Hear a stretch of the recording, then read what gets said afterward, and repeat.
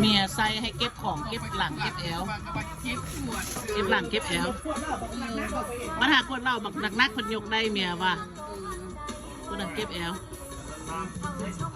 น้ำเส้นน้ำเอ็นเพิ่นว่าไอ้ผัวน้ำเส้นน้ำเอ็นเล่าน่ะ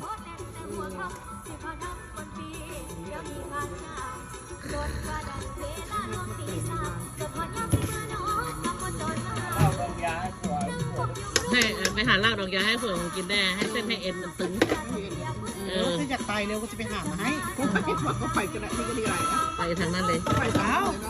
ว่าอยากกินให้อะนะตับให้ไตให้ยังมันพักได้เราเก็บเส้นเราเก็บเอ็นแล้ว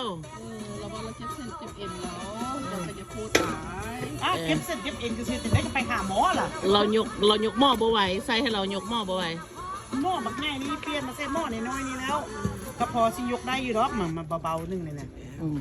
เก็บแอลแค่นี้กับโบหูจักสิเบาแล้วเก็บแอลแค่นี้นะพอยกของอื่นนักกว่านี้ก็ยังยกไหวก็เล่าบ่นักป่านนี้ดอกเล่าบ่ได้นะโอ้ยถ้ากินมดปลาเนี่ยก็ตายเลยนี่นะเล่านะโอ้จักแล้วจักมดบ่มดแล้วบ่ได้ตวงเนาะเดี๋ยวก็มดกดนึงก็เอากดนึงมา